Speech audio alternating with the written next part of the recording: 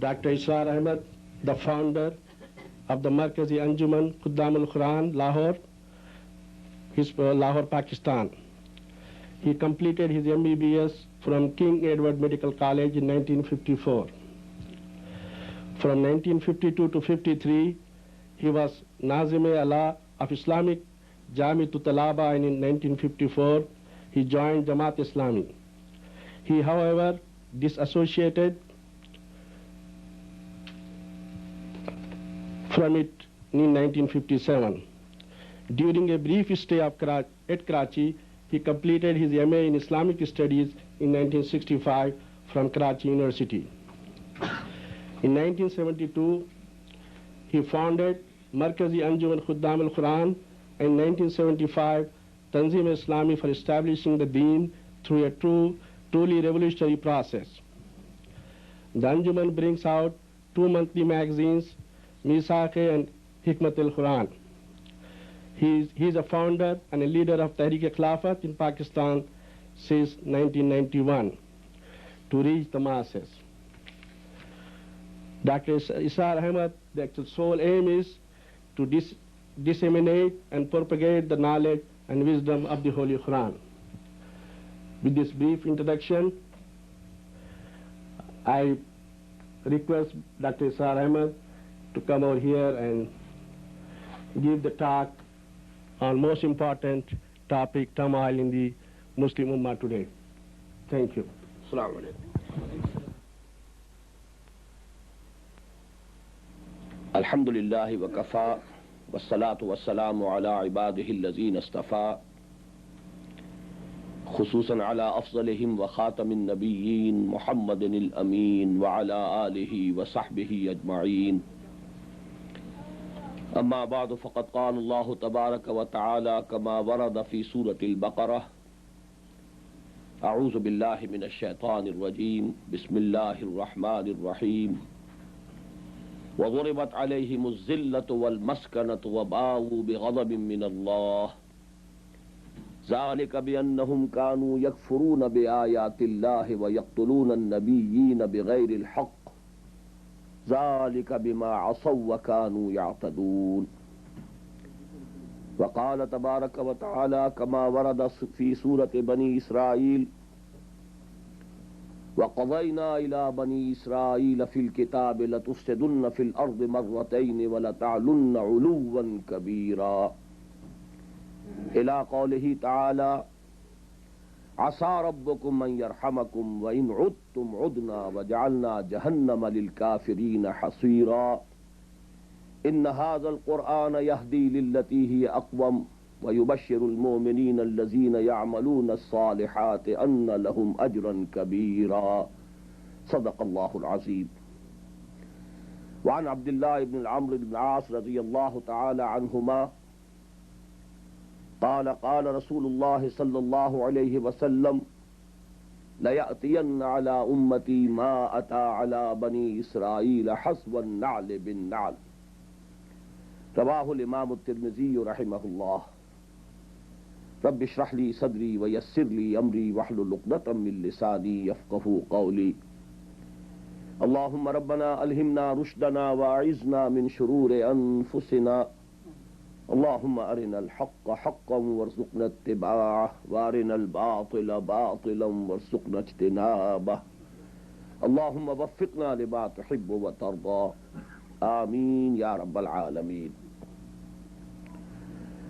Dear brothers and sisters and sons and daughters in Islam, Assalamu alaikum wa rahmatullahi wa barakatuh. It's a great pleasure to be here with you, and I want to share with you some of the views I have about the present state of affairs of the Muslim Ummah and about the shape of the events that are coming and about the path of salvation. As the title has been given, Turmoil in the Muslim Ummah today and survival or salvation as we can find it from the Quran and the Sunnah. I pray to Allah subhanahu wa ta'ala, He makes this meeting of ours beneficial for me as well as each of you. And He gives us the correct understanding, and most of all, most important of all, He gives us the courage to make a firm resolve to act as Allah subhanahu wa ta'ala has directed us to act. Ameen Ya Rabbal Alameen.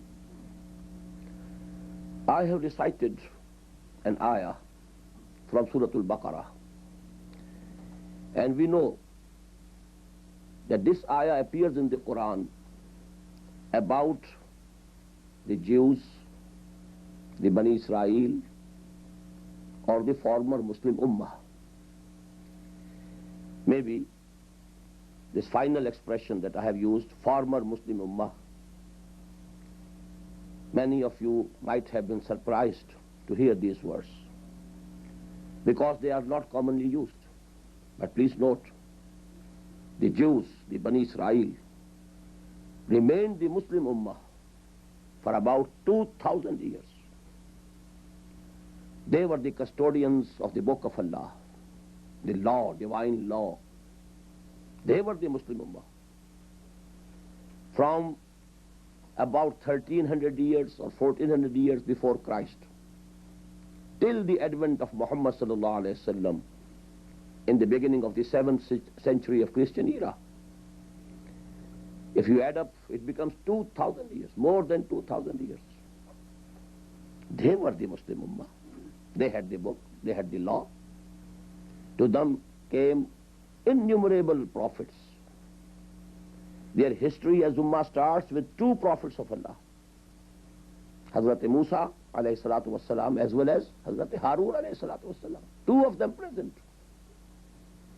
And you know the last prophets who came to them, again they were 2 at one time. Hazrat Isa ibn Maryam alayhi salatu wassalam and Hazrat Yahya alayhi salatu wassalam. And between these 2 pairs of prophets, you know, innumerable prophets came to them.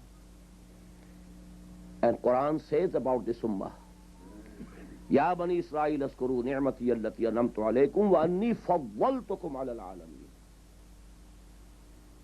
The fadila over all the alameen was given absolutely to that former ummah. But about this former ummah, Quran says, ضربت عليهم الذلة والمسكنة وباءوا بغضب من الله. Humiliation and degradation was heaped upon them, and they earned the wrath of Allah, punishment of Allah. Now see the contrast. Actually, these are 2 sections of the same surah, Surah Al-Baqarah.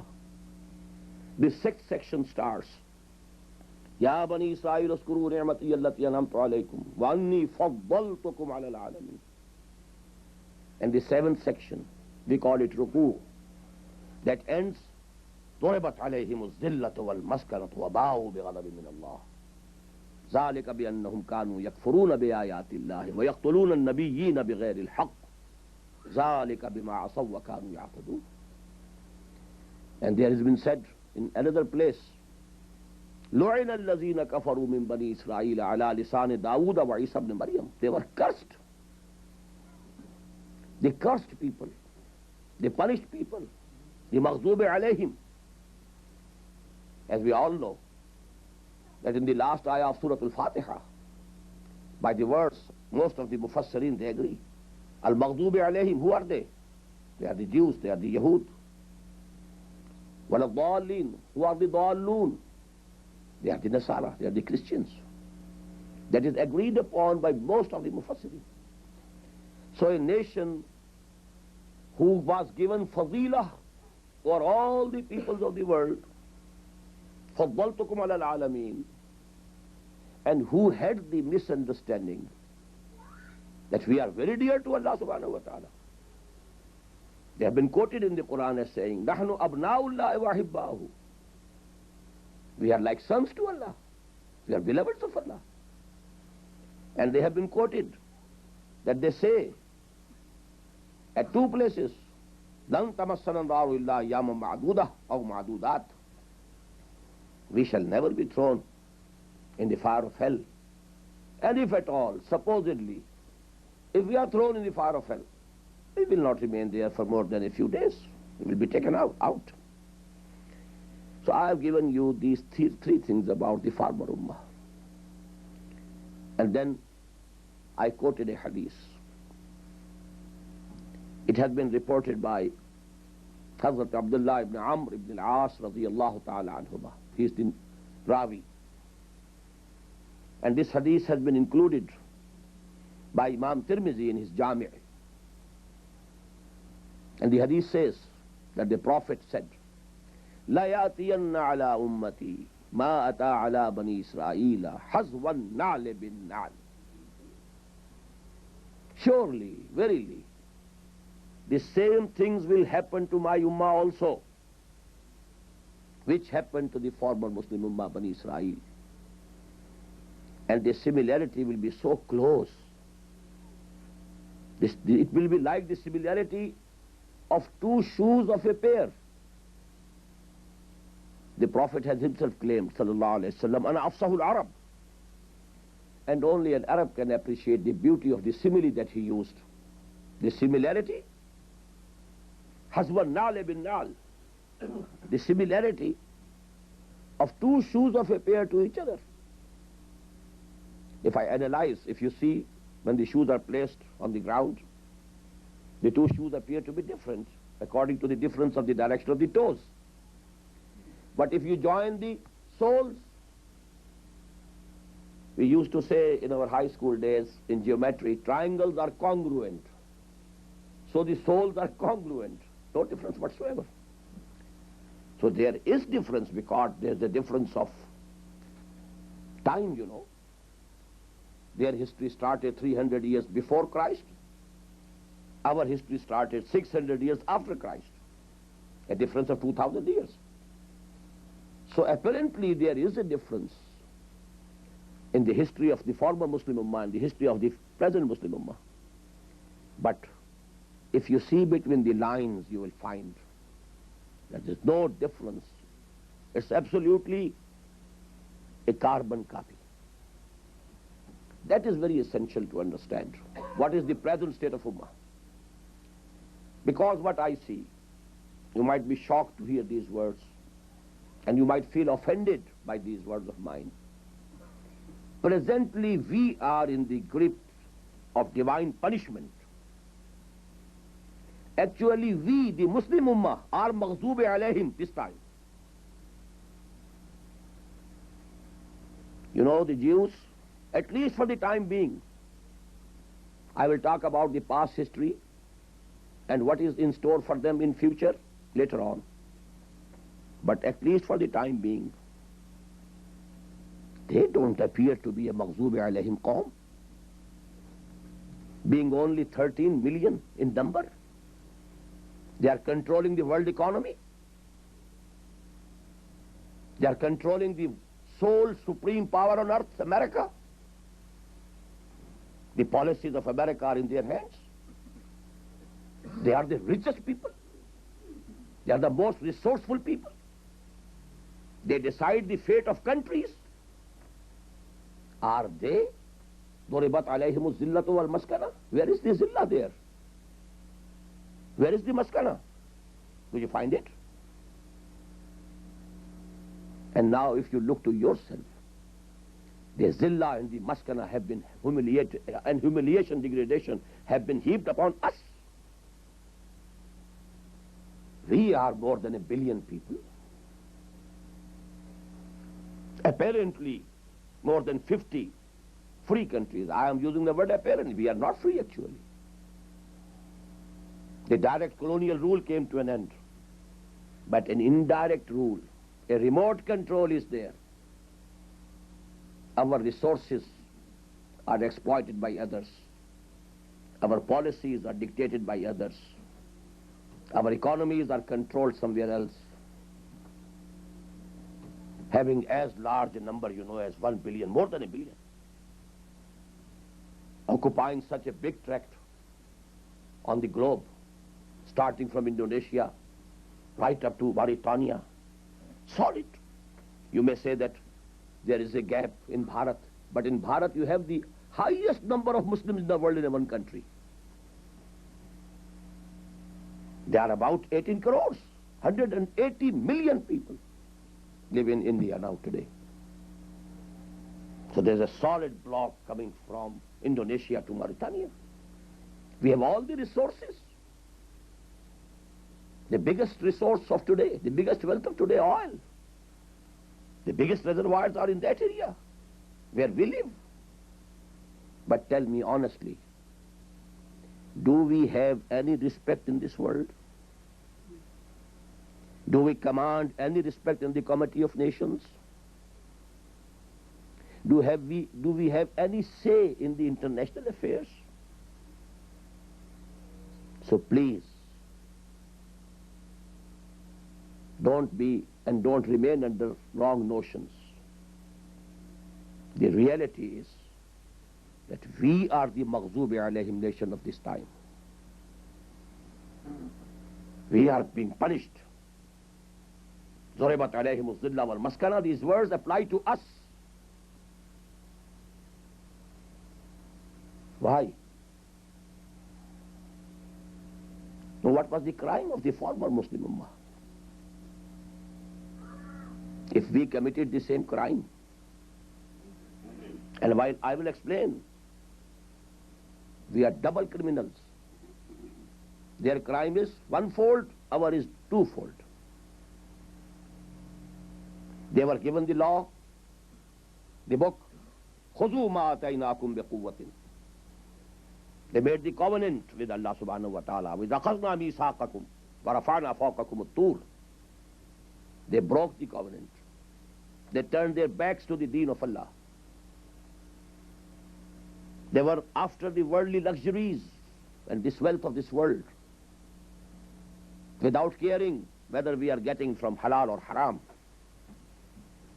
This was the crime. Allah punishes people for their crime and misdeeds.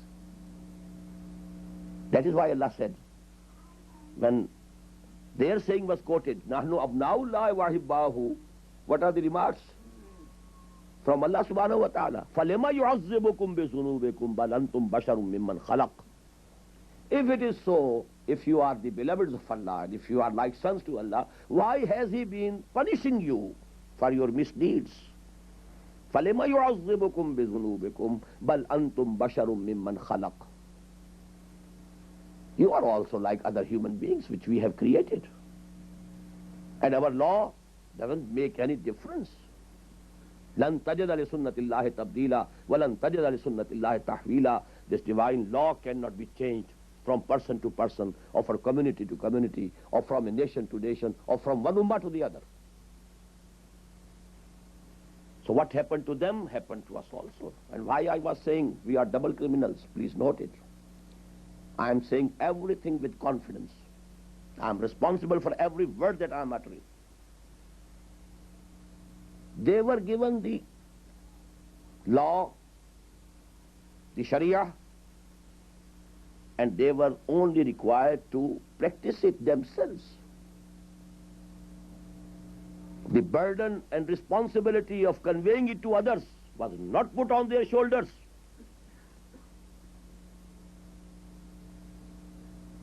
Quran says in more than one places, Torah was Hudan li Bani Israel only, not for the whole of humanity. Moses was sent for Bani Israel only, not for the whole of humanity. Even Jesus, the last prophet of that line, he was sent for Bani Israel. You read the words in Surah Al-Imran, Rasulan ila Bani Israel. Even Hazrat Masih alayhi salam forbade them not to teach and preach this to others. And Quran says, Rasulan ila Bani Israel. And he said it. I have been sent only in search of the lost sheep of the house of Israel. This is there in the Bible. So their responsibility was one-fold. And we had all these responsibilities which I have enumerated, plus the burden of conveying this message to the whole of humanity. Our duty was double. And if we have failed on both accounts, our punishment has to be double. Please take it from me in the arithmetic style, you know. I'm not emotional. I might appear to be emotional, but what I'm saying, each word is coming out of my mind, and I'm responsible for that. We deserve double punishment as compared to the punishment of Bani Israel, because our duty was double, and we failed on both accounts. Now please, I have a book, you know, a booklet, The Rise and Fall of the Muslim Ummah, in which this detail has been given. I will take little time now. I want to give you a carbon copy. There was first rise of Bani Israel because it has been given in very brief words in the first section of Surah Bani Israel. وَقَضَيْنَا إِلَىٰ بَنِي إِسْرَائِيلَ فِي الْكِتَابِ لَتُفْسِدُنَّ فِي الْأَرْضِ مَرَّتَيْنِ وَلَتَعْلُنَّ عُلُوًّا كَبِيرًا. 4 periods of their history had passed till the advent of Muhammad sallallahu alaihi wasallam. 2000 years and 4 periods. First period of glory, the climax of that was the days of Hazrat Talut, Hazrat Dawood, Hazrat Sulaiman, alayhim salatu wassalam. Then a downfall, divine punishment. They were mauled first at the hands of the Assyrians, who came from the north, and then at the hands of the Babylonians, the Iraqis, you may call them, Nebuchadnezzar, who came from the east. And in the 7th century before Christ, Nebuchadnezzar killed and massacred 600,000 men in Jerusalem and took another 600,000 as captives to Babylonia, where they remained for 150 years in captivity. You must have heard these terms regarding the history of Jews, period of captivity. And throughout this period, there was not a single soul in Jerusalem. No 2 bricks were intact, razed to ground. Even the temple of Solomon razed to ground. But then there was a revival. They made tawbah, they repented. Because under the influence of the da'wah of Hazrat Uzair alayhi salatu wassalam, they repented. They made tawbah to Allah subhanahu wa ta'ala. And their second revival, because it is due to Hazrat Uzair, that is why they hold Hazrat Uzair in high esteem. They don't say Moses is son of Allah, but they say Uzair is son of Allah. قالت اليهود عزير ابن الله وقالت النصارى المسيح ابن الله. Why? Because their second rise was under the leadership of Hazrat Uzair alayhi salatu wassalam. Then Allah subhanahu wa ta'ala, when they turned their faces towards Allah, Allah also had His mercy upon them again. The Maccabi power is a very big power. As regards the, boundaries and extent, it was greater than the empire of Hazrat Sulaiman alayhi salatu wasalam. But then again, a downfall. The same thing. As Iqbal said, मैं तुझको बताता हूँ तकदीर उमम क्या है शमशीर व सना अव्वल ताऊस और रुबाब आखिर. But again that thing happened. Second downfall. And note, this second downfall came first at the hands of the Greeks, and then at the hands of the Romans. And in the year 80 of the Christian era, Titus, the great general, Roman Empire general, killed 120,000 Jews in one day in Jerusalem. Again the temple was desecrated, demolished. Jews were expelled, forbidden to enter in Jerusalem for 600 long years. It was only after the advent of Muhammad sallallahu alaihi wasallam, during the caliphate of Hazrat Umar radiyallahu ta'ala anhu, when Jerusalem was conquered by Muslims, Hazrat Umar declared Jerusalem to be an open city for all. Even Jews were allowed to come, yes. So these were the 4 periods. And I am giving you only these 4 periods Because till the time of Muhammad sallallahu alaihi wasallam, these 4 periods had passed, which have been given in the first section of Surah Al-Israel. Now come to the Muslim Ummah. During the 1300 years or so, we had the 4 periods, same period, carbon copy. Our first rise was under the Arabs. They were given the fazila, ذَلِكَ فَضْلُ اللَّهِ يُؤْتِيهِ مَنْ يَشَاءُ. Twofold fazila the Arabs have. Number one, Muhammad sallallahu alaihi wasallam was also from amongst them.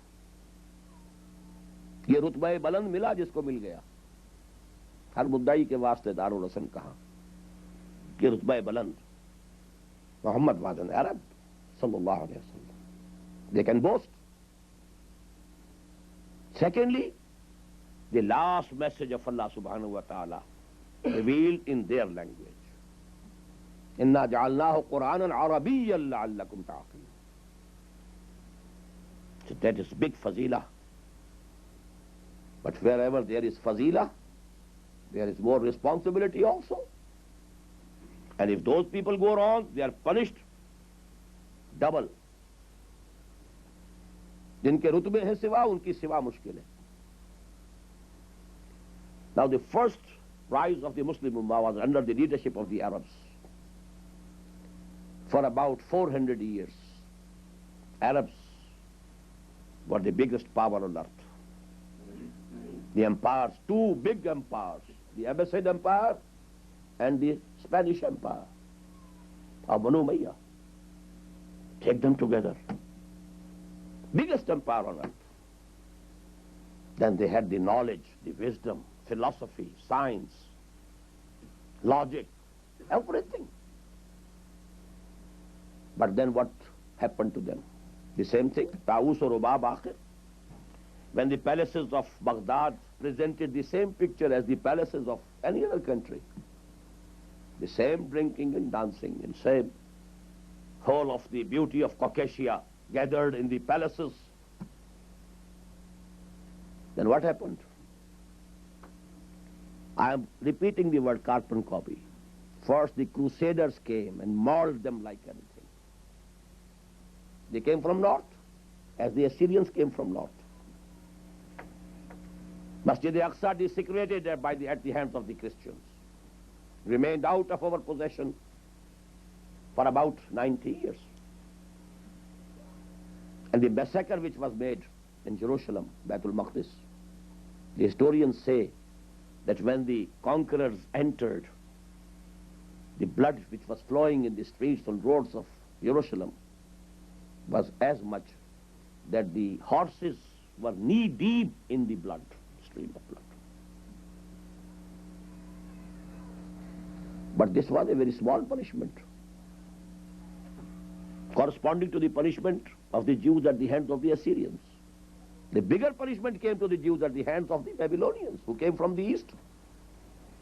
And in the next century came the flood of the Tatars, from the east again. Note it.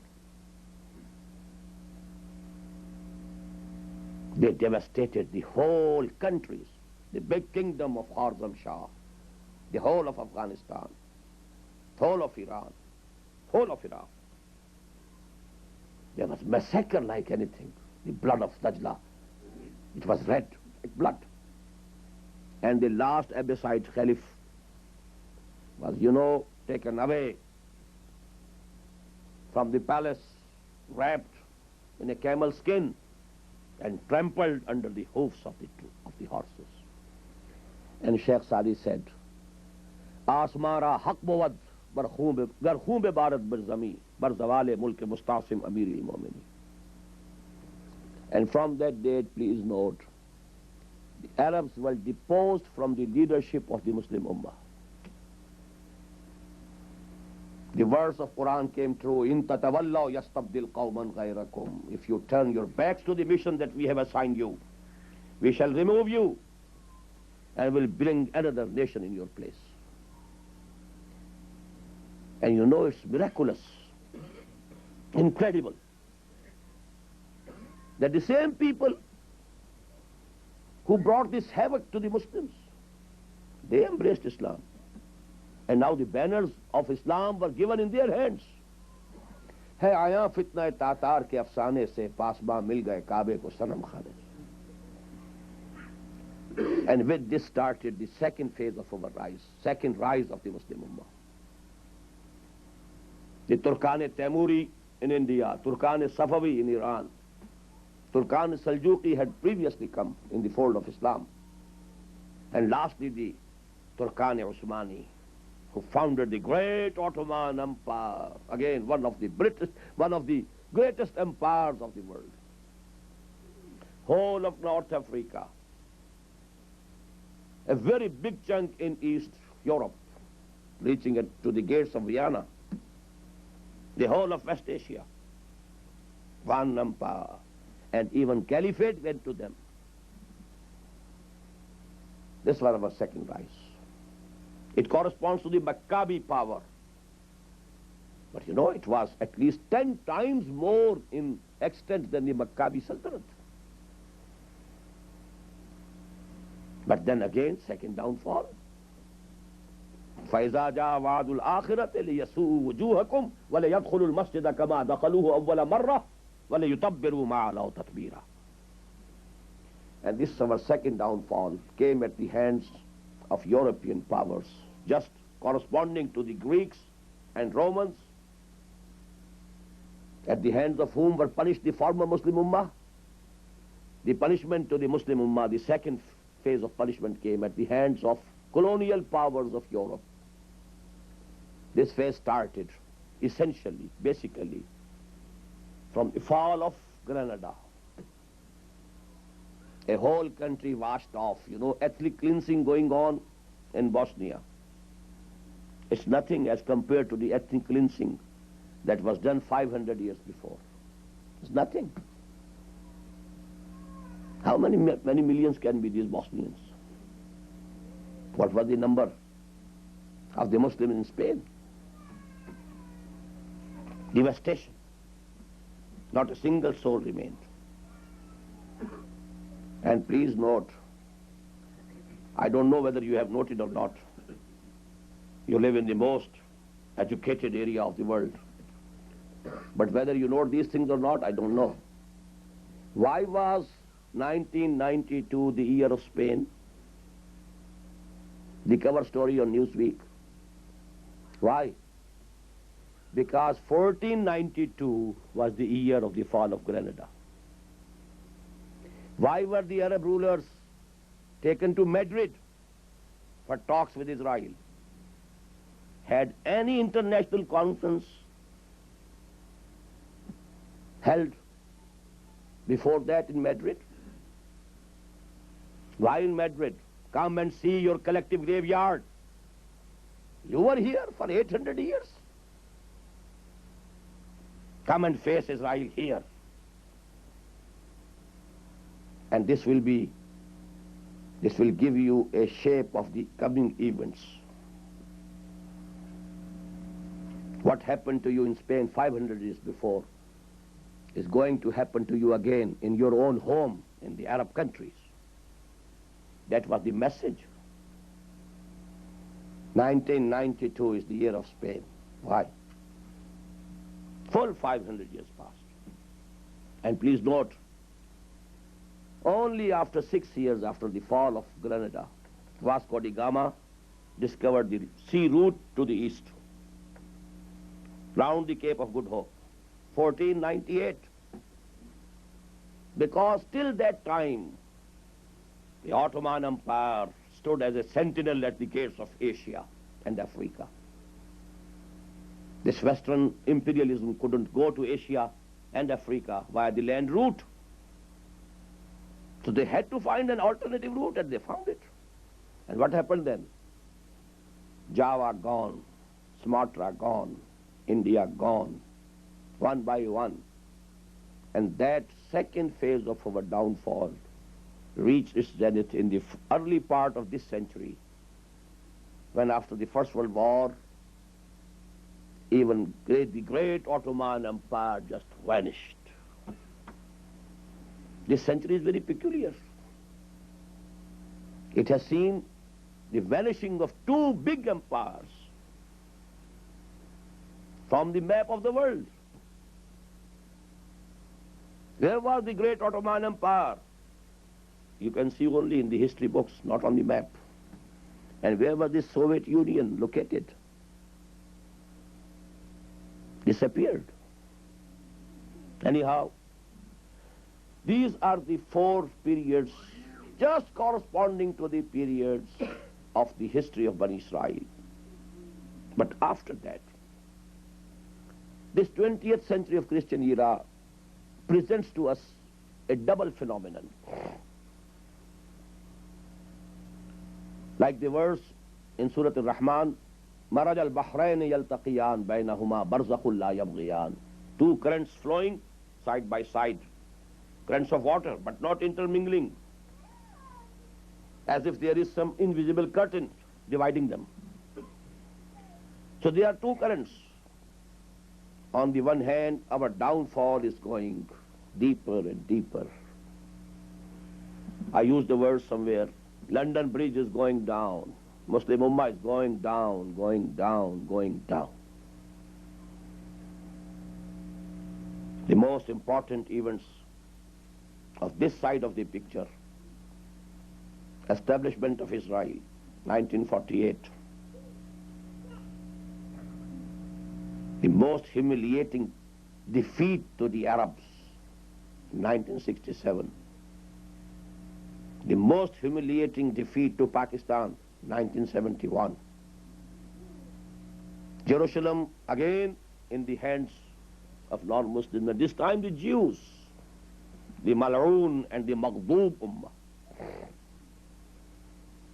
And you will hear that event is going to be very near now, demolishing of Masjid al-Aqsa. It's not very far off. The enemies of Islam have tested the nerves of the Muslim Ummah by demolishing the mosque at Ayodhya. They have found it. कि गैरत नाम था जिसका गई तैमूर के घर से. More than 50 Muslim countries, so-called Muslim countries, none of them had the courage to stand up and say to Bharat at least that if you don't rebuild the mosque, we will break our diplomatic relations with you, we will have no trade relations with you. Not a single country, not even Pakistan, but to speak of any other country. So they have tested the nerves. This is the feeler. And very soon, they have to build their temple anyhow. Who can stop them? Is there any power on earth? So that is going to happen. And the worst of all that is going to happen is the appearance of Al-Masihud Dajjal. The prophecies of all those events which will happen, the defeats and massacres of Muslims at the hands of the Christians and the Jews. You can find the ahadith in Kitabul Malahim. What is Malham? Butcher's shop, where the, the meat is butchered, divided into pieces. This is Malham. And we have full chapters, Kitabul Malahim. These Muslims are going to be butchered like anything at the hands of the Christians and Jews. The Jews, because, in Surah Bani Israel, Allah Ta'ala said to Jews, Asa Rabbukum an yarhamakum. After describing those four periods, which I have mentioned before, Allah says, Asa Rabbukum an yarhamakum wa in udtum udna. Your Lord is ready to have mercy upon you even now. But if you continue the same attitude, we shall also do the same. And we shall punish you again and again. And the gate to divine mercy is this book. Inna hadha al-Qur'ana yahdi lillati hi aqwam wa yubashshiru al-mu'minina allazina ya'maluna as-salihat anna lahum ajran kabira. Come on. Have belief in this Qur'an. Have belief in Muhammad sallallahu alayhi wa sallam. And the gates of divine mercy are open for you. The divine mercy is waiting for you with open arms. But if you don't do that, we will go on punishing you. And I don't want to go into details, but must mention the Holocaust. How many of them were massacred? This is going to happen to the Muslim Ummah also. I am fearing 2 Holocausts for the Muslims. Because I have said, we deserve double punishment as compared to the Jews. If they had one, we have to have 2. If one Holocaust is going to come in the Middle East, the Arabs, the biggest will be to them, because they are the biggest criminals on the surface of the earth regarding Islam. They had the Fazila. They have the book in their own language. They don't have to learn another language to understand Quran. And even if they have turned their faces and back, they have turned their faces away and back towards the deen of Allah and the book of Allah. نَبَذَ فَرِيقٌ مِّنَ الَّذِينَ أُوتُوا الْكِتَابَ كِتَابَ اللَّهِ وَرَاءَ ظُهُورِهِمْ. If the Arabs have done this thing with the Quran, then they are the biggest criminals on the surface of the earth. And they deserve the biggest punishment that has ever been given to any nation on this earth. And that is going to come. Read the ahadith. And let me tell you about the second Holocaust also. That will be in the Indian subcontinent and Pakistan and Bharat both. Because in the non-Arab world, we are the biggest criminals. Let me give you reasons for that. I don't want to say anything without any reason. I have logic with me. I have thought over these issues for more than 30, 40 years. And this book is the subject of my study. Whatever I'm saying on the basis of this book. Why the Pakistanis and Indian Muslims, and more so the Pakistanis, they are the biggest criminals in the non-Arab Muslim Ummah. You know, this Muslim Ummah, I told you, is more than 1 billion. For example, you can take 120 crores. Out of them, only 20 crores nearly are the Arabic speaking. They are not racially Arab, but Arabic speaking people. They are Arabs now. The rest of about 1 billion are the non-Arab speaking. And amongst them, the biggest number resides in the Indian subcontinent. Nearly 400 million, 40 crores, you know, they are in India. More than 10 crores in Pakistan. More than 10, I think it is 12, 13 crores in Bangladesh. 18 crores in Bharat. Add them up. And these people, you know, they had the privilege. What was the privilege? I know, I have told you the privilege for the Arabs was that Muhammad was an Arab, sallallahu alaihi wasallam. But you know, prophethood came to an end in the person of Muhammad sallallahu alaihi wasallam. After the prophets, we have been having mujaddideen. There's the hadith in Sunan Abi Dawud. Inna Allah yab'asu fi hadhihi al-ummah ala ra'si kulli mi'ati 'amin man yujaddidu laha deenaha. Allah will raise from amongst this ummah in every century people who will renew the deen of Allah. They will remove all the external elements which might have come on the face of Islam, the dust that might be covering the face of Islam. They will remove it, and show to the people, this is Islam, this is true Islam. These people we call mujaddideen. And now please note, for 1,000 years, all the mujaddideen were from the Arab world. But no sooner than the second 1,000 years started. You know, for 1,000 in Arabic you have alf, second thani, alf-e thani. The biggest mujaddid of the 11th century, Shaykh Ahmad Sarhandi rahimahullah. The biggest mujaddid of the 12th century, Shah Waliullah Dahlavi rahimahullah. In the 13th century we have many mujaddideen, and they waged jihad for the cause of Allah. We have Mahdi Sudani in Sudan. We have Idris Sanusi in Libya. But the most purest jihad,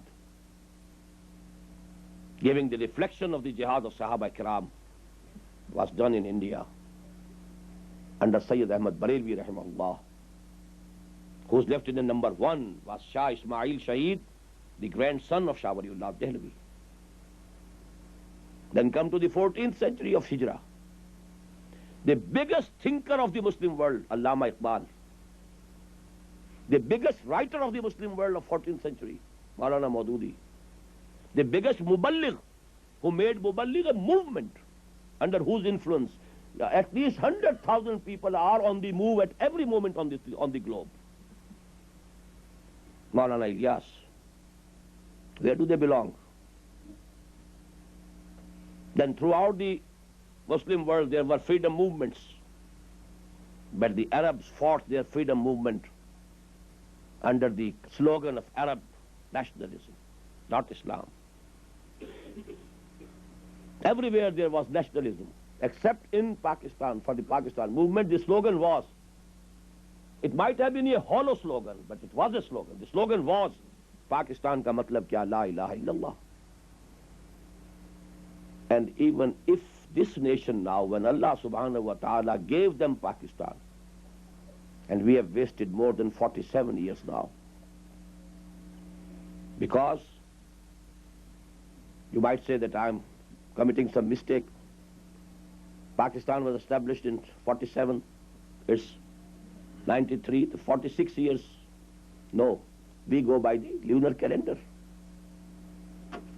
47 years will be completed on the 27th of Ramadan, which is just going to start. Where is that Islam? What we did to Islam? We have built palaces, no doubt.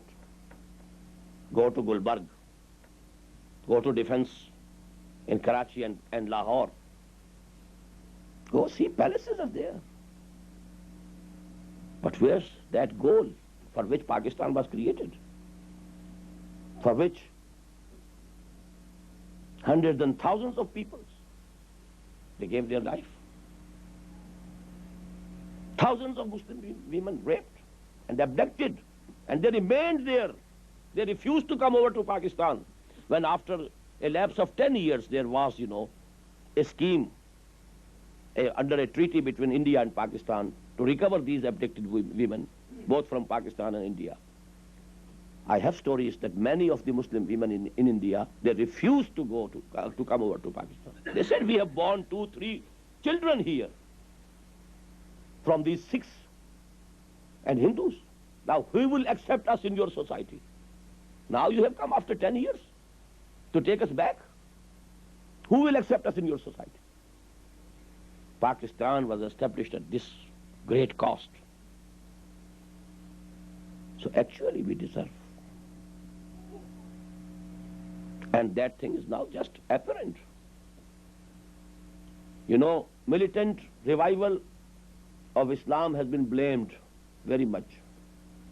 Islamic fundamentalism has been made an abuse, a gali. But actually it's the Hindu militant revival which is now showing up. And this incidence of Ayodhya, that's only a tip of the iceberg. What is underneath? It's very apparent now, it's not hidden. Bal Thackeray has said it very recently, that the same fate will come to Muslims in India which came to the Jews in Germany, if they don't mend their ways. And what do they mean by mending of ways? You can very well imagine. These are his words. They have been sending deputations to Spain to find out the means that were adopted for the ethnic cleansing 500 years before. They are ready for the job. So this is one side of the picture. It's going to come. Why?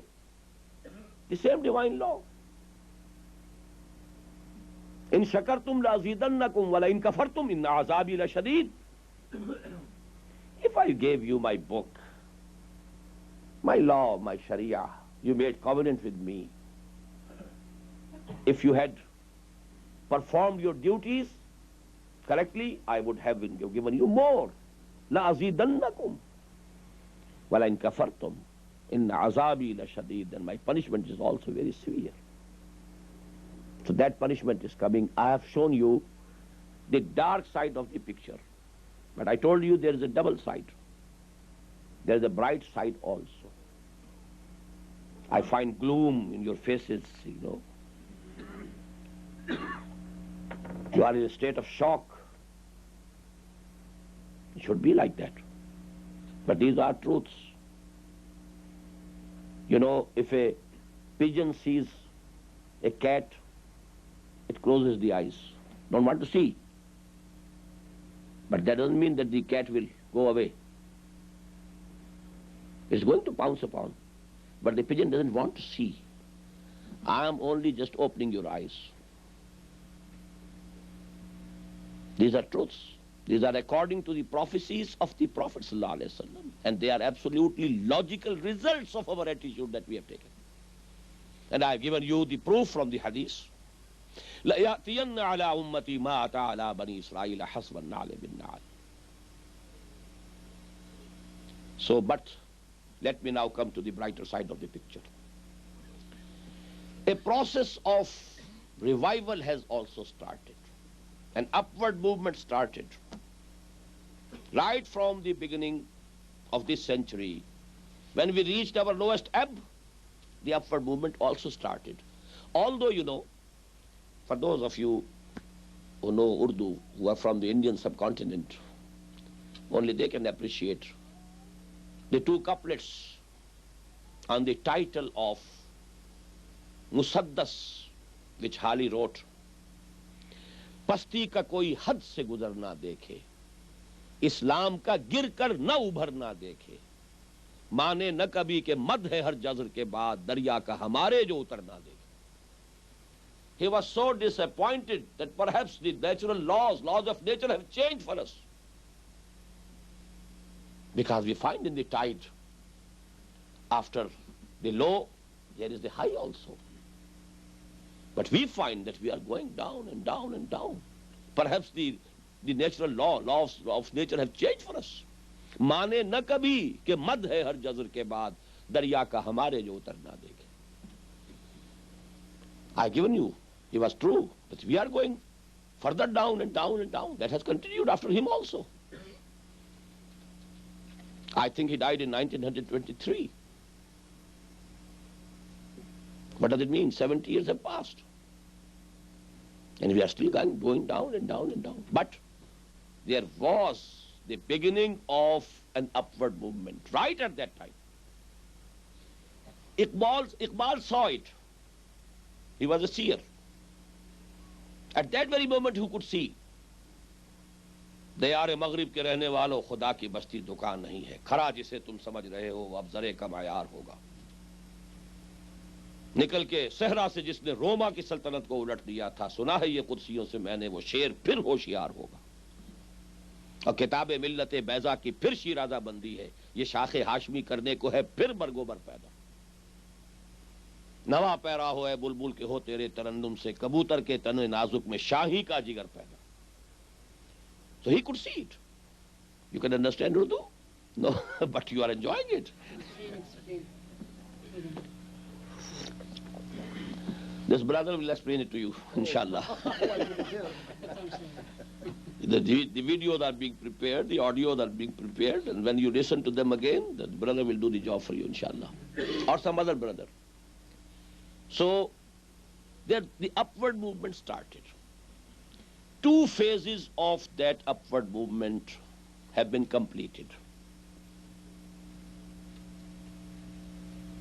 And I want to emphasize that we must look on both sides of the picture. Just as the Prophet said, You should bain al-khawf wal-raja. You should have fear also of punishment of Allah, but you should have hope also of the mercy of Allah. Bain al-khawf wal-raja. And I am bringing you to raja now, from the khawf. The khawf is also real, the raja is also real. And let me quote here the ayah from the Quran, Surah Al-Inshiqaq, لَتَرْكَبُنَّ طَبَقًا عَنْ طَبَقٍ. You will rise from one level to other, from one step to other. It's going to be a gradual and step-by-step rise, not a jump.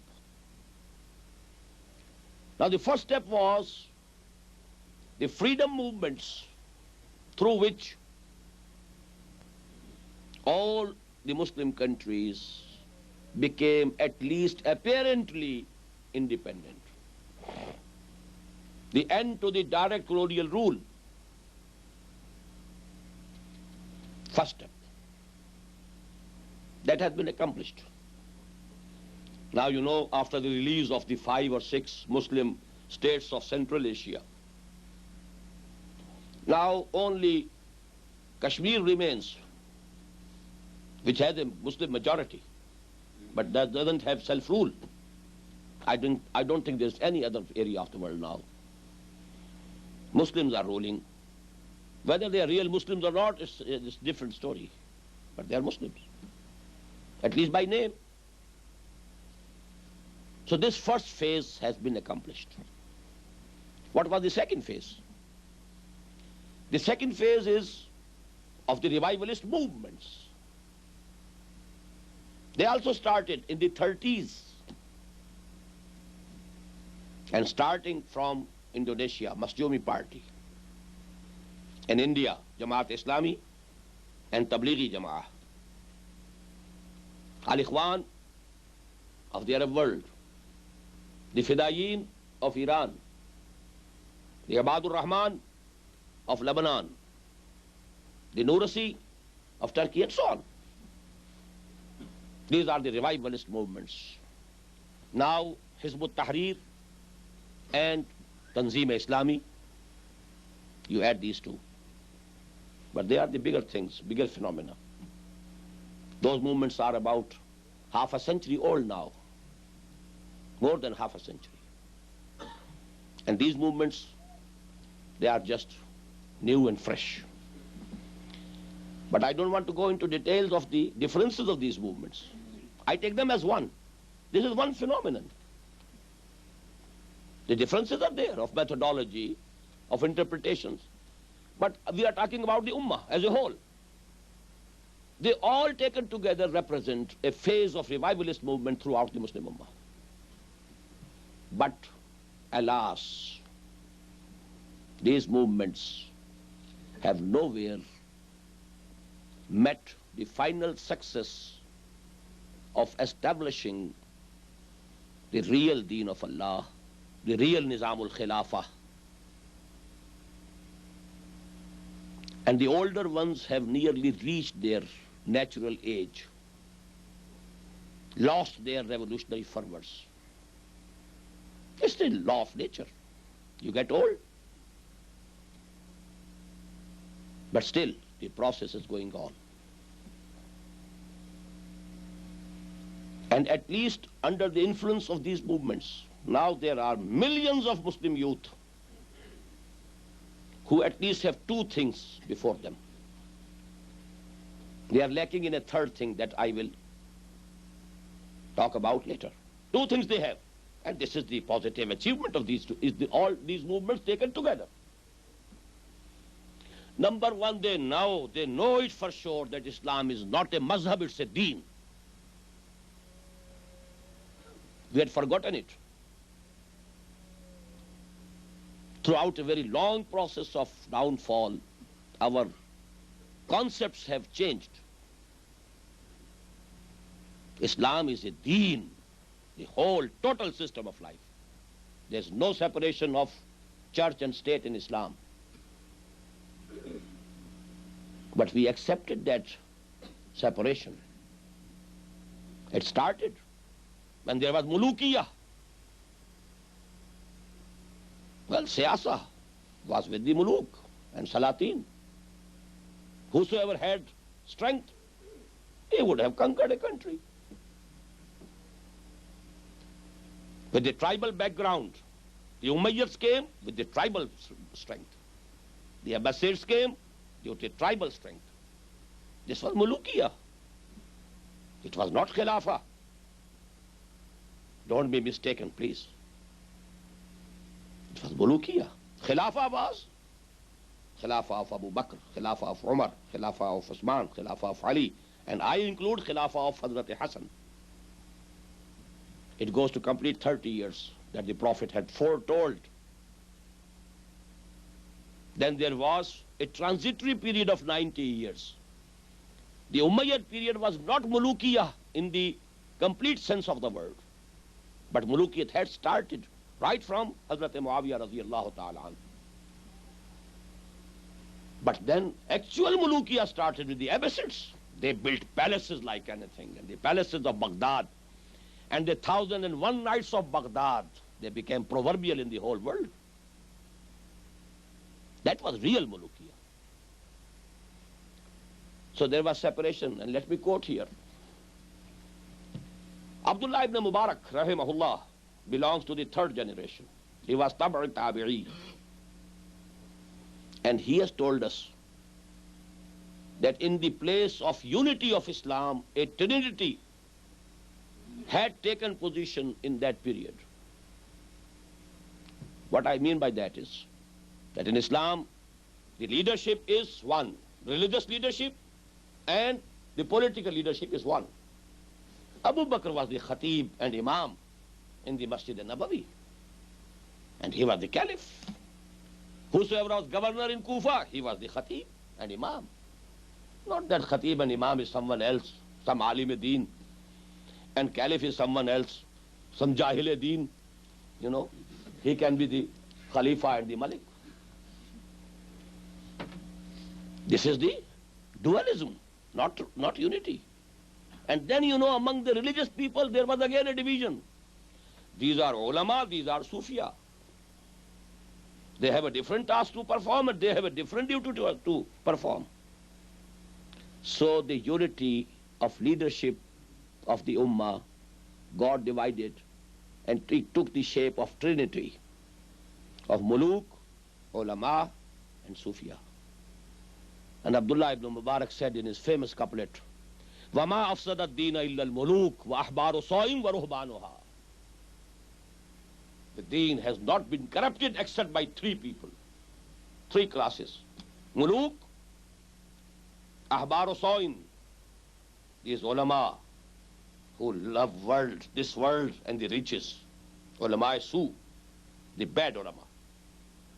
And the bad Sufia were Ruhbanuha.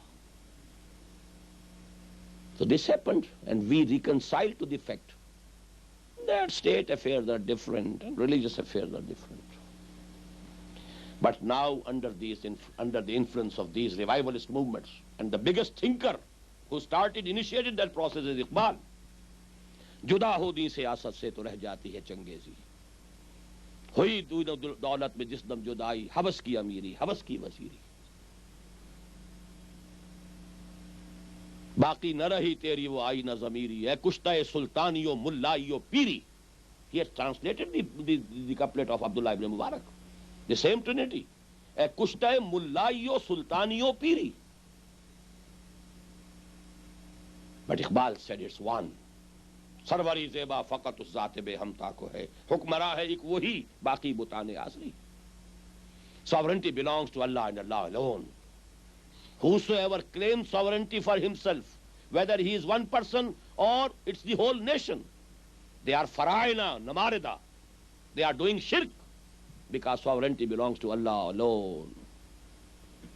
For human beings, there is khilafah, not sovereignty. Vicegerency. You are vicegerents of Allah on earth. وَإِذْ قَالَ رَبُّكَ لِلْمَلَائِكَةِ إِنِّي جَاعِلٌ فِي الْأَرْضِ خَلِيفَةً. We are the caliphs of Allah subhanahu wa ta'ala. We are not sovereign. Sovereignty belongs to Him. And let me mention here, there is only one country, as far as I know, and that is Pakistan, which has at least specified it in clear words in the Constitution. The sovereignty belongs to Allah, and the authority that we have is to be exercised within the limits laid down by the Kitab and the Sunnah, by the Book of Allah and the Sunnah of His Prophet. I know of no other country which has in its constitution these clear words. Anyhow, I was telling you that under the influence of these movements, we have at least one thing, achieved one thing. Our ulama mostly don't know it up till now. They are still reconciled to the separation of the state and religion. Most of them. It's a sad plight. But as I told you, we should be bold enough to see the facts in the true perspective. We should be able to face the realities, howsoever bitter they might appear to be. So, the ulama, because they have been trained in that tradition. For centuries, the ulama had accepted this position, that we will be qazis and muftis, etc., etc., etc. We will be khatib and imam. You know, the state affairs. Go to some Lodi or to some Mughal or to somebody else. That's not our job. We should be contented with these positions if they give us sufficient. But the modern educated youth, I think millions of them now throughout the Muslim Ummah, they know that Islam is deen, not mazhab. And number two, that Islam wants its domination over the whole of the human life, all aspects. Ya ayyuhallazina amanu udkhulu fis silmi kaffa. Take it or leave it. Go away. Allah has no need of you. You need Allah. And Allah doesn't accept that, okay, if you don't accept the whole of my religion, well, accept 30% at least. Pass marks I will give you. No. أَفَتُؤْمِنُونَ بِبَعْضِ الْكِتَابِ وَتَكْفُرُونَ بِبَعْضٍ فما جزاء من يفعل ذلك منكم إلا خزي في الحياة الدنيا ويوم القيامة يردون إلى أشد العذاب. Do you want to take it's a part of our religion, our law, our book, and reject the other? Listen, there is no punishment for those people who take to this attitude, except that they should be put to extreme humiliation in this world. That is what we are having. Khizyun fil hayatid dunya. Humiliation in this world. And on the day of judgment, they will be thrown in the worst punishment. وَيَوْمَ الْقِيَامَةِ يُرَدُّونَ إِلَىٰ أَشَدِّ الْعَذَابِ وَمَا اللَّهُ بِغَافِلٍ عَمَّا تَعْمَلُونَ. Don't think that Allah is unaware of what you are doing. You can deceive people by your long beards. You can't deceive Allah that you are having your income from haram sources. He knows it. They will not be deceived by your appearance. وَمَا اللَّهُ بِغَافِلٍ عَمَّا تَعْمَلُونَ. Allah is not unaware of what you are doing. You have to accept deen in toto or go away. So that fact is, alhamdulillah, Allah be thanked, known now. Two things, they are two big achievements of all the movements taken together. Number one, Islam is deen, not mazhab. Number two, it wants its total domination.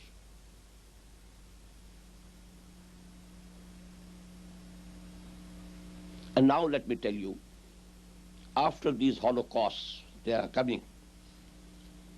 Let me show you the final scene.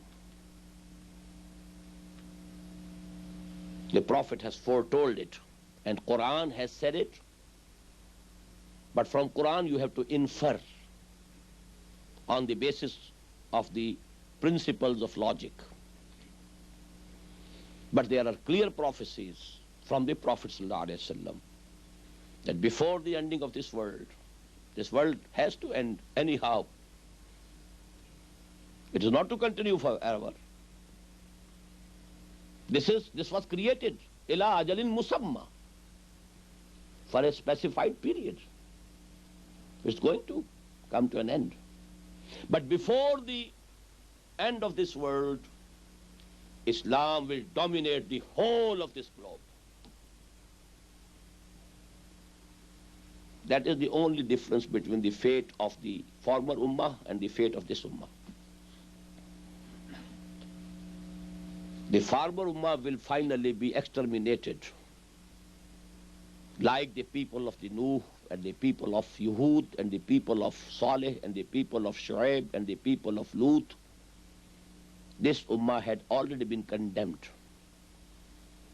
This progress that they have now, this position, this honor, this wealth, their state, which is going to be Greater Israel in a few years, that is like the last glow of an extinguishing candle.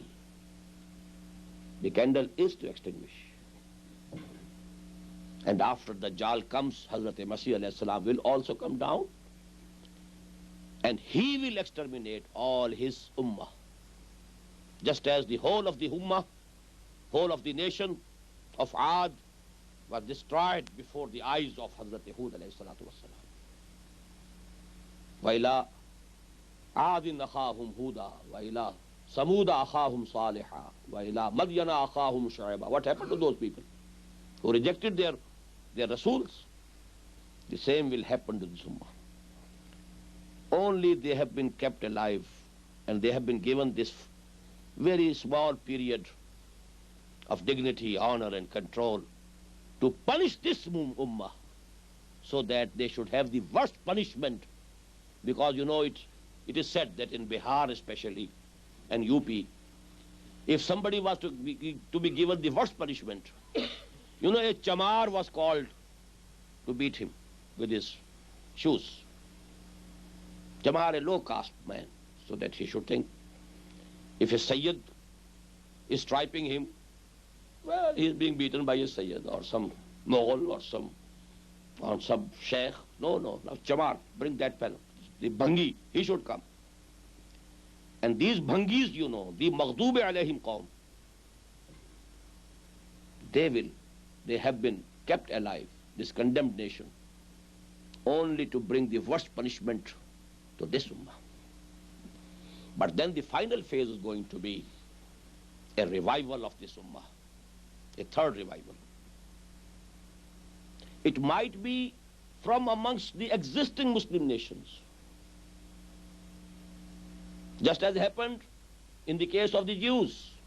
The revival was under Hazrat Uzair alayhi salatu wassalam in the same nation. And it might be that this Ummah is given a beating at the hands of a non-Muslim nation, and that after that, that non-Muslim nation is given the banner of Islam, just as happened with this Ummah nearly 700 years before. Muslims were given a thrashing at the hands of the Tatars, and then the banner of Islam was given in their hands.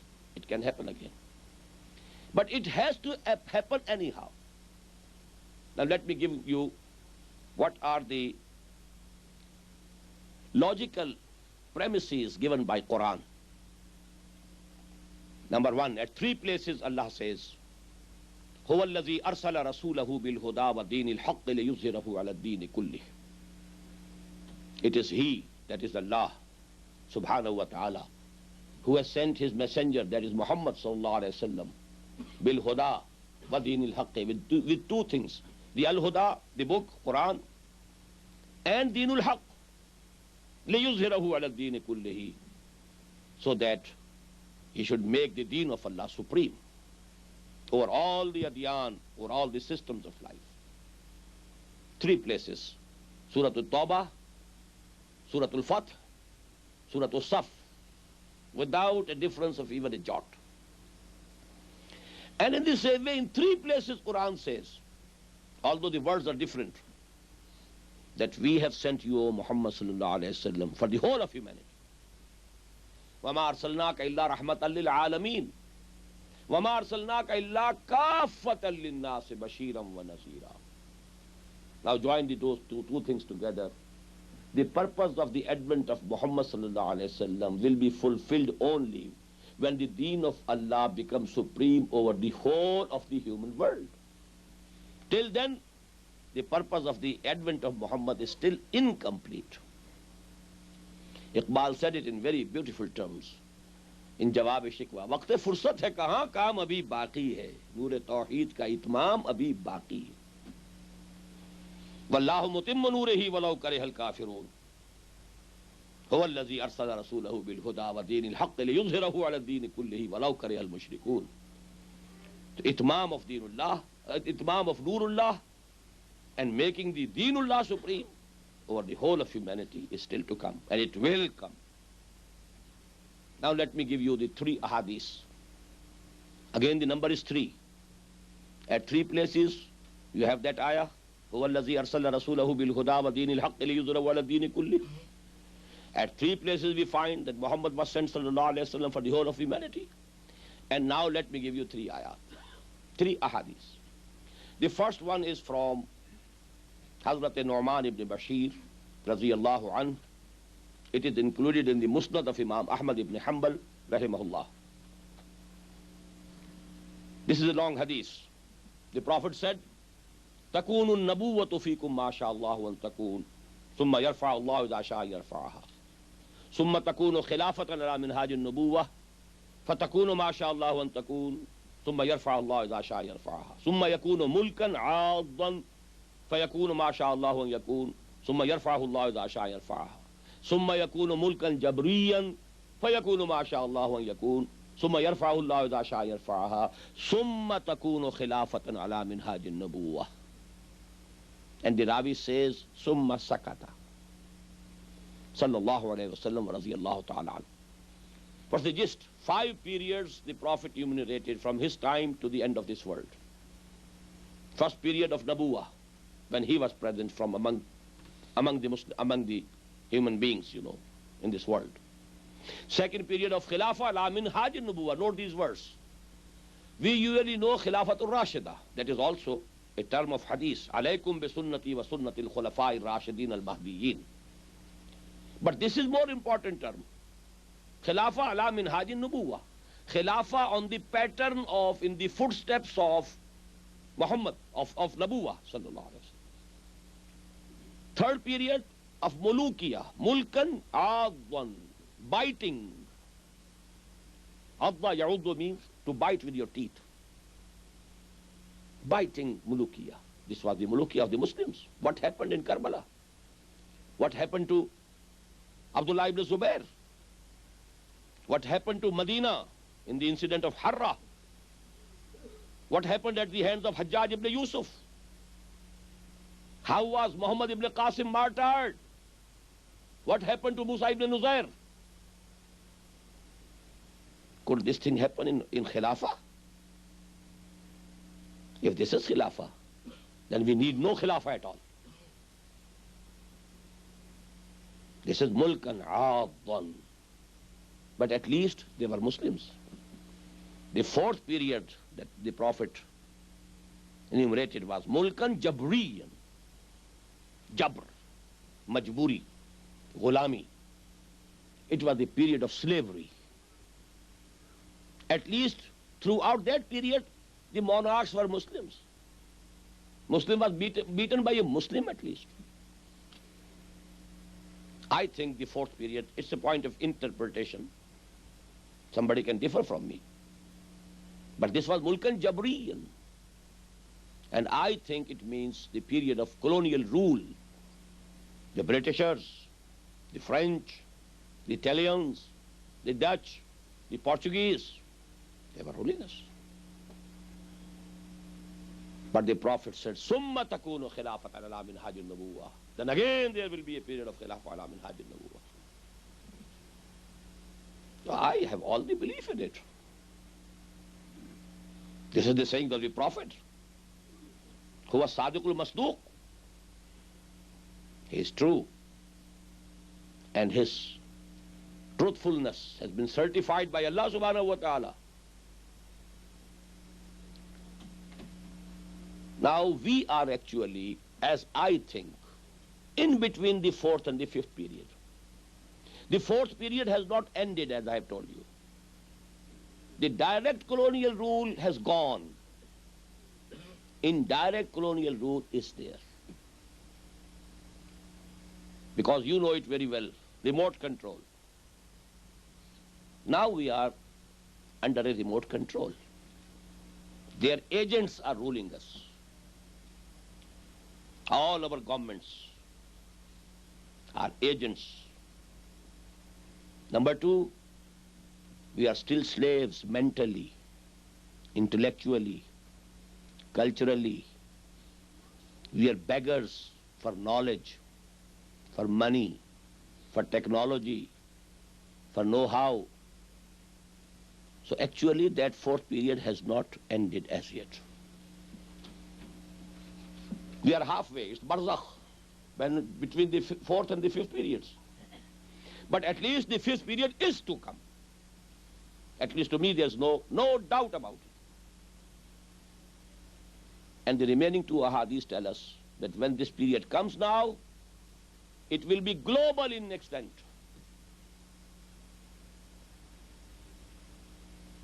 And what I say is that first step has already been taken. What is that? The new world order has come into existence. One order. Although this new world order is really the Jew world order, it's the Ordo Novo Seclorum written on every $1 bill. Ordo Novo Seclorum. It's the new secular order. Division of state and religion. And this order is controlled by one sole supreme power. And that one sole supreme power is under the control of the Zionists. The simple arithmetic. So that order has already come into existence. Now it's only one step to go. The Jew world order has to change into just world order. The J will remain the same, you know. The just world order of Islam, it will come. And this has been foretold by the Prophet ﷺ. Let me give you now the clear ahadith. The Prophet said ﷺ, and this hadith is included in the Sahih of Imam Muslim, rahimahullah. And it is from Hazrat Saban radiyallahu ta'ala anhu. Please listen to every word. Try to remember it. The Prophet said,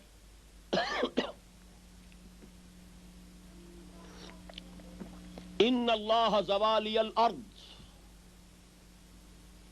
fara'aytu mashariqaha wa magharibaha wa inna ummati sayablughu mulkuha ma zuwiya li minha.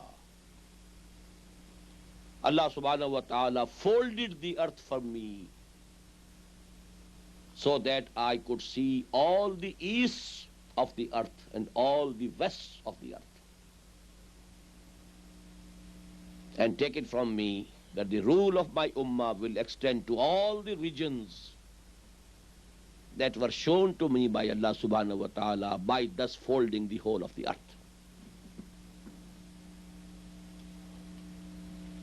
Can there be any doubt? Is there any ambiguity in the words? Now listen to the second hadith. It is from Hazrat Miqdad ibn Aswad radiyallahu ta'ala an. It is in Musnad of Imam Ahmad ibn Hanbal, rahimahullah. And according to this hadith, the Prophet ﷺ has been reported to have said, La yabqa ala al-ardi baytu wabarin wala madarin illa adkhalahu Allahu kalimat al-Islam bi'izzi azizin wa zulli zalilin. There will not remain on the surface of the whole of the earth a single home, single house, either made of clay and bricks or made of a tent made of camel skins, in which Allah subhanahu wa ta'ala will not make the deen, his deen enter.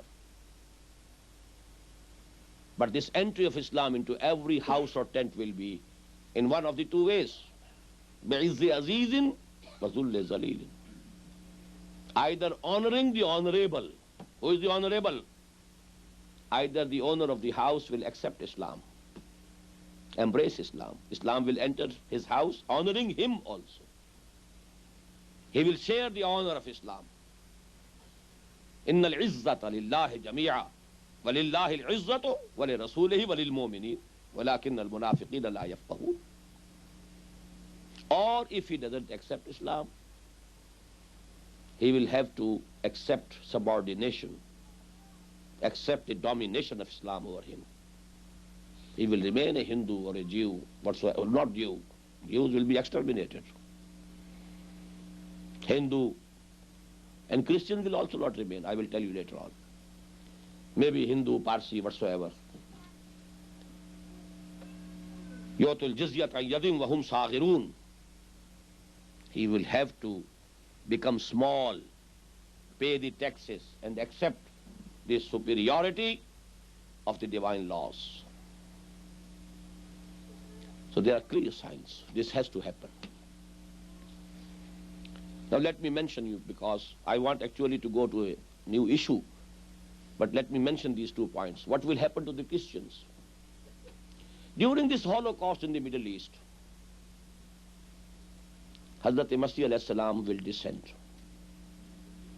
And let me mention here again, in 2-3 minutes, what's this phenomenon of Messiah? The Jews are also waiting for Messiah. The Muslims are also waiting, hoping the second coming of Jesus. The Christians are waiting and hoping and expecting very soon the second coming of Christ. What is it? What's the phenomenon? Actually, there were the prophecies of a Messiah in the Torah, in the books of the prophets, before Hazrat Masih, that a Messiah will come and he will, take the Jews out of their degradation and downfall and take them to the glory. They were waiting. That Messiah came, Hazrat Masih ibn Maryam, alayhi salatu wassalam. But they didn't accept. Rather they said, you are murtad, you are kafir, you deserve hanging. And on their part, they hanged him. Whatsoever Allah did is a different story. وَمَا قَتَلُوهُ وَمَا صَلَبُوهُ بَلْ رَفَعَهُ اللَّهُ إِلَيْهِ. Allah raised him to the heaven alive. This is what we believe in. Very clear ahadith, there can be no doubt about it. Only the Munkareen hadith and the Qadianis, they are only against these things. They don't believe in those things. Except the Qadianis and those people who don't accept ahadith, they can differ. No other Muslim, the right thinking, rightly guided Muslim, can have any doubt about these things. Now it is that position which is vacant with the Yahud. Their Messiah came, they didn't believe in him, so the situation is vacant. Someone will stand up and say, I am that Messiah. He will be Al-Masihud Dajjal. What Dajjal means? Deception. He will be an impostor, not Masih, but Masihud Dajjal. He will be a leader from amongst the Jews who will stand up. And he will start the final assault against the Muslims, and for the aim of establishing the greater Israel. This will be Al-Masihud Dajjal. But the real Masih came. Now there's a difference of opinion between these Christians and the Muslims. We say, we believe that he was not crucified. He was raised alive to the heavens. And then he will come again, and at his hands, final punishment to his Ummah, the Bani Israel, will come. The Christians believe that he was crucified, but then resurrected on this earth in the cave. And then he came out of the cave and he met some of his disciples also. And he told them that I'm going to my Father, my Lord. and then he was raised to the heaven, and he is sitting on the right side of Allah, of God, and he will descend. So about the descending and second coming of Jesus, we agree, the Christians and Muslims. We agree on the person also. They were the same Masih ibn Maryam. But there are other differences. I need not go into details. So this is the problem. Now the hadith says when Masih will come, Christianity will finish. Yaksiru saliba wa yaqtulul khinzir. He will come and tell, well, I was not crucified. This cross is nothing, baseless. It's a fiction. So whole Christianity stands on the fiction of cross. When that is broken, that is finished, Christianity goes away. And out of the law of Moses, the most important thing that they made khinzir halal, which has been haram throughout all the laws, all the sharias. So he will again goya ke, in a way, he will re-establish the law. And the law will now be of Muhammad sallallahu alaihi wasallam. So Christianity and Islam will merge into one religion. And you know the number? What will be that number? Only a very minority of the people will prevail then. So these are the shape of the things, final things that are to come. But now let me come to the final-ish part of my talk. What to do? Just as Shakespeare said, to be or not to be is the question. This is knowledge which I have given you. Some knowledge of the past history of the former Muslim Ummah, the past history of the present Muslim Ummah, the present of the both Ummahs, and the future of humanity and mankind at large. Iqbal said, खोल कर आंखें मेरे आईने अफकार में आने वाले दौर की धुंधली सी एक तस्वीर देख. And what I say, in the ahadith of the Prophet sallallahu alaihi wasallam, there is not a dhundli tasveer, but a very clear tasveer, a very vivid picture of the things to come. You say in English, coming events cast their shadows before. So these are the shadows of the coming events which have been foretold by the Prophet sallallahu alaihi wasallam. But now what to do? First of all, just as Quran said to the Jews in the year 622 or 23, that we should say to the Ummah today, Asa rabbukum an yarhamakum wa in udtum udna. Your Lord is ready to have mercy upon you. But if you continue in the same attitude, we shall also take the same attitude. وَجَعَلْنَا جَهَنَّمَ لِلْكَافِرِينَ حَسِيرًا. In this world, you will be punished. The punishment will continue, and Jahannam is ready for you in the hereafter. But if you want the mercy of Allah, the gates are open. إِنَّ هَذَا الْقُرْآنَ يَهْدِي لِلَّتِي هِيَ أَقْوَمُ وَيُبَشِّرُ الْمُؤْمِنِينَ الَّذِينَ يَعْمَلُونَ الصَّالِحَاتِ أَنَّ لَهُمْ أَجْرًا كَبِيرًا وَأَنَّ الَّذِينَ لَا يُؤْمِنُونَ بِالْآخِرَةِ أَعْتَدْنَا لَهُمْ عَذَابًا أَلِيمًا.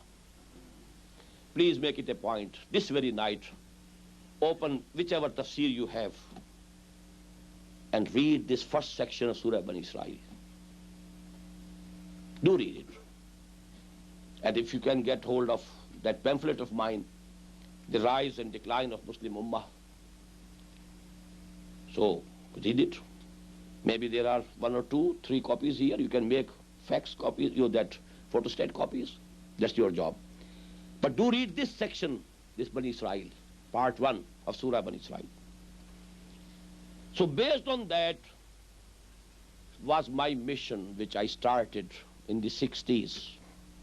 Inna hazal Quran yahdi lillati yawaqwa. Read Quran, ponder over it, dive deep into its meanings. If you are non-Arab, understand Arabic, learn Arabic. You need not be an Arabic scholar. You need not be an Arabic speaking person. No need of speaking Arabic. But you must know that much Arabic, which can make you ready to have a direct communication with this Quran, which can enable you to have a direct communication. We need Arabic for Quran. Because by reading translations, Quran cannot speak to you. Quran cannot inspire you. It's not a direct communication, it's an indirect communication. You are understanding Quran through some interpreter. You know, translation can never give the real essence of a thing. It's impossible. You listen a couplet of Ghalib and Mir, and you just, you sway. But if it is translated into English, it's nothing. Useless. So Arabic, that was my mission, which I started in 1965. خيركم من تعلم القرآن وعلمه. Started study circles in Lahore. For 7 years I was alone. No party, no organization, nothing of the sort.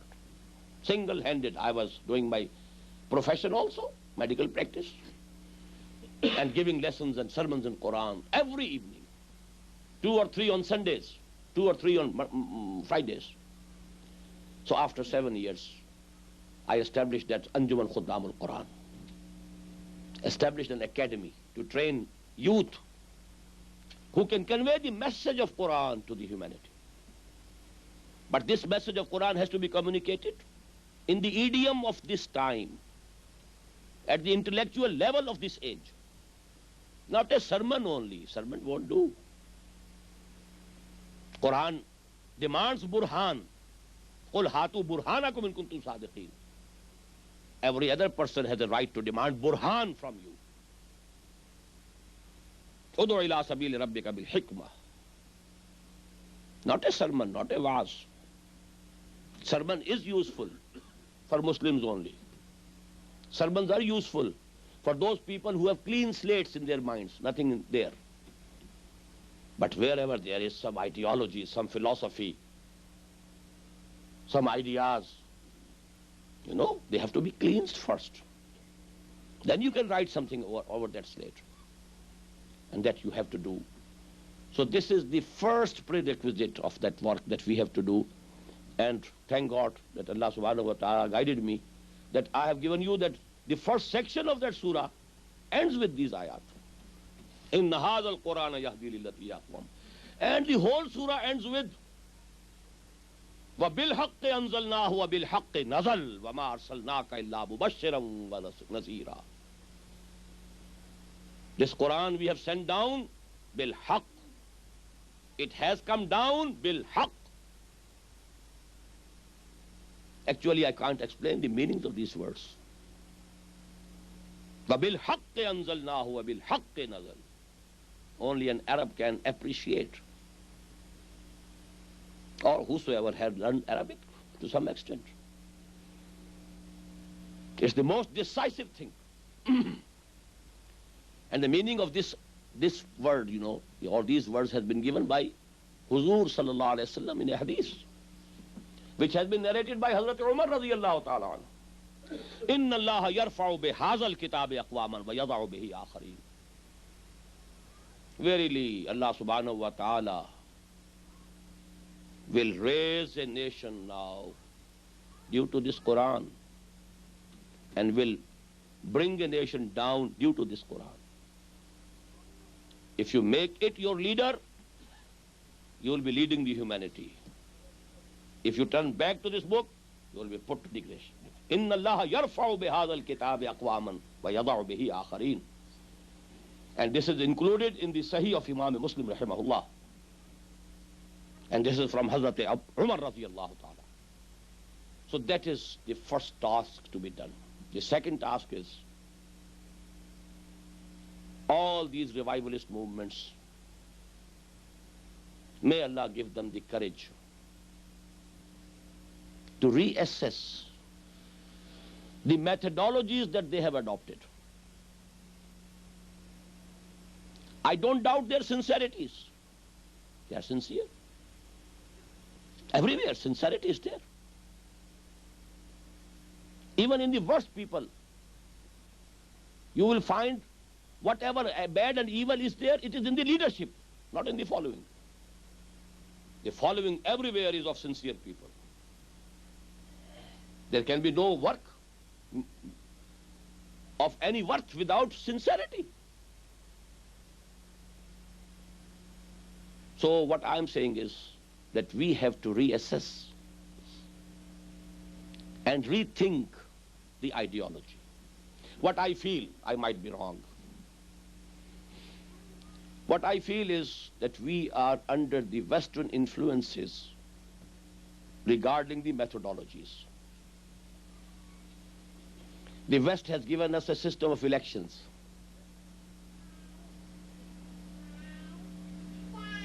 Election मेंबरी कुर्सी सदारत बनाए खूब आजादी ने फंदे उठाकर फेंक दो बाहर गली में नई तहजीब के अंडे हैं गंदे.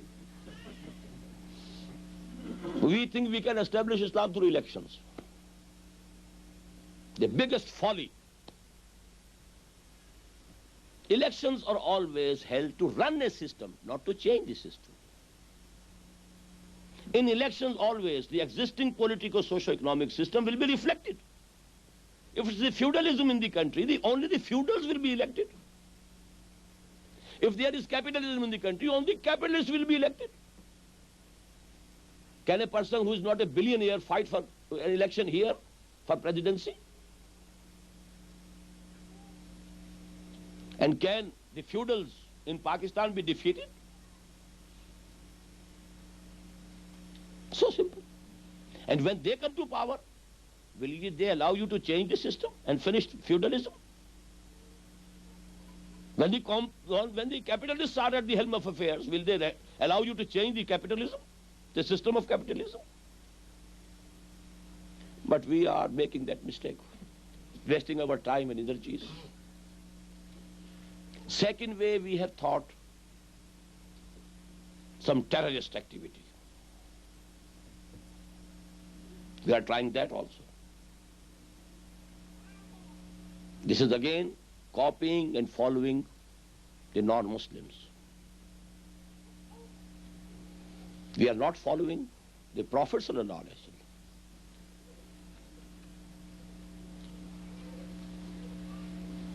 We have to have the methodology of Muhammad ﷺ.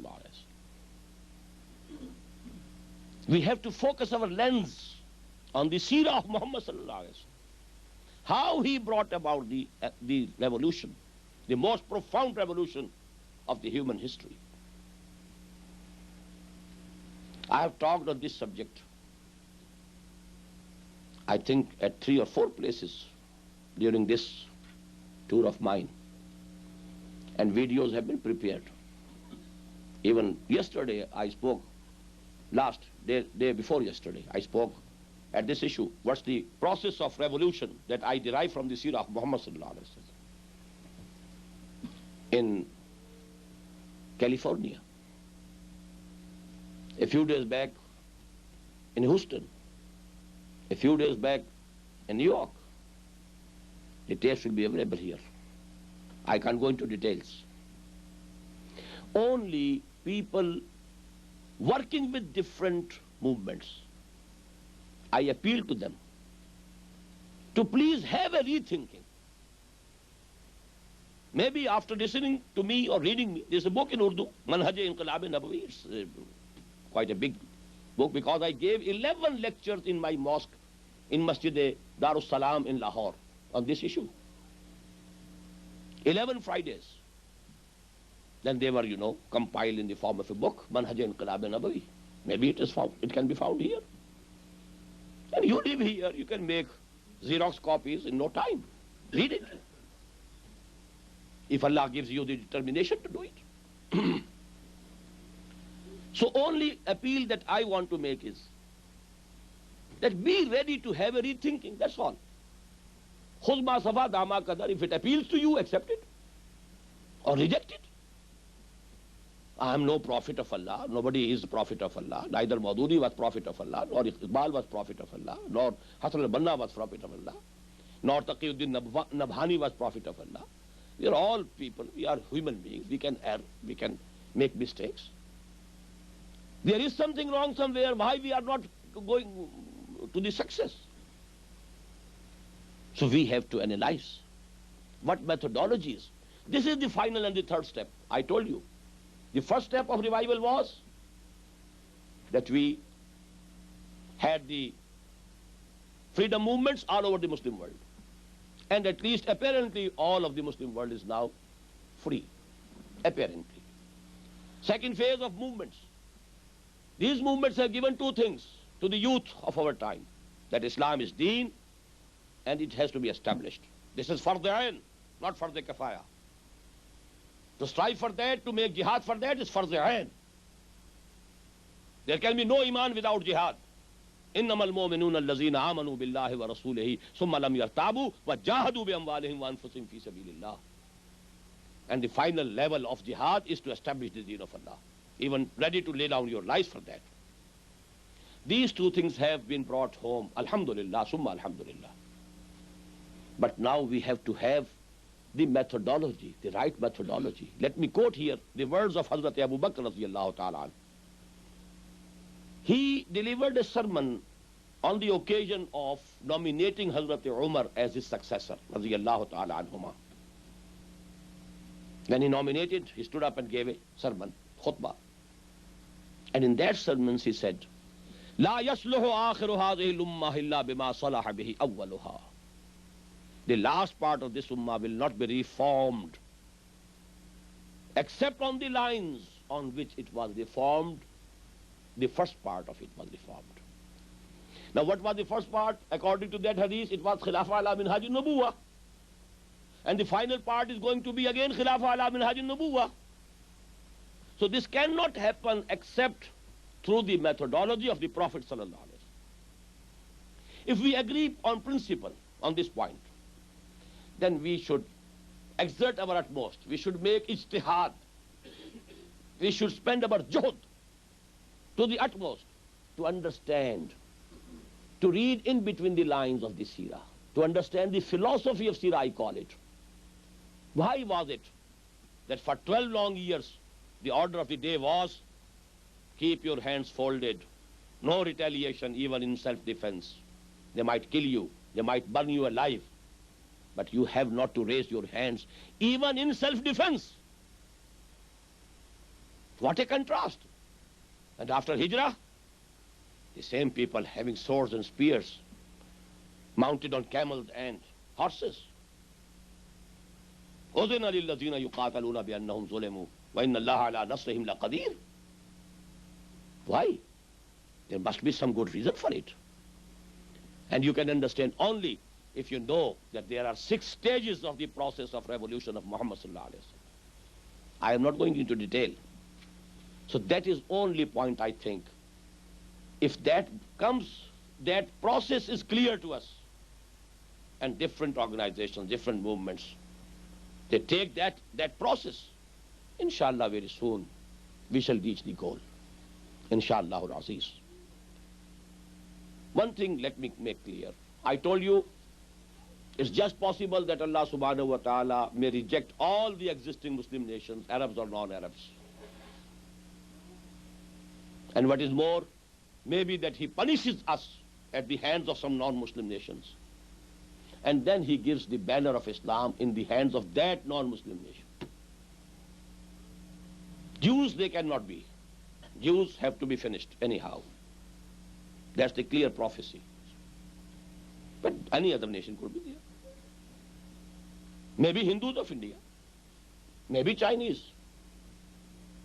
I was told that there is some story in Economists of London, and they have built a scenario of future, and they have included China, that very soon there is going to be a power, a Muslim power on earth, and then China will join it.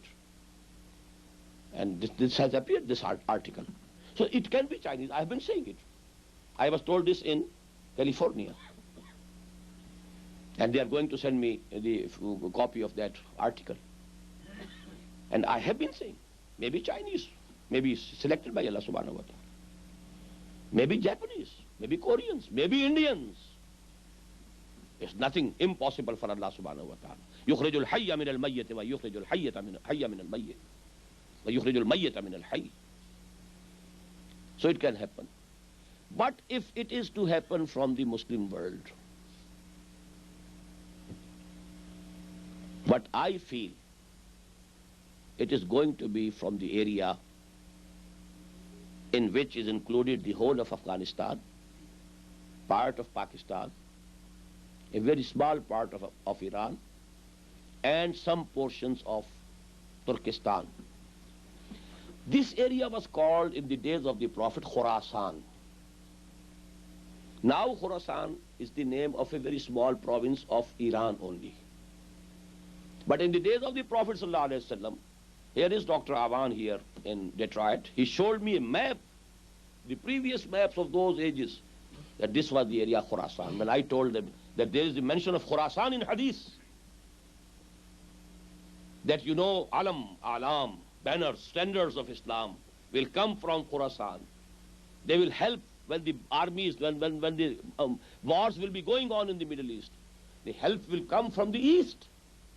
The East is there, the word East in the Hadith. And number two, even Khurasan, word of Khurasan. So maybe that this is the area. And these are only pointers only, which I'm giving you. I believe on the basis of the history of last 400 years, all the big mujaddideen came from this area of Indo-Pakistan subcontinent. Pakistan established in the name of Islam. Qaraardad-e-Maqasid passed in Pakistan. The Shariat court in Pakistan gave the verdict that bank interest is riba, no doubt about it. These are the landmarks. So maybe after some punishment that comes to us from this very region, there is a regrowth. For that we have to start working from today. And now I am appealing to those who belong to that area and who have come here for worldly gains and good living and higher standards of living, tied up in golden chains, taking all the risks about their second and third generations. Despite all the activity that you are doing, you have that fear in your subconscious mind. But still you have decided to live here. If, it's a big if any one of you makes a firm resolve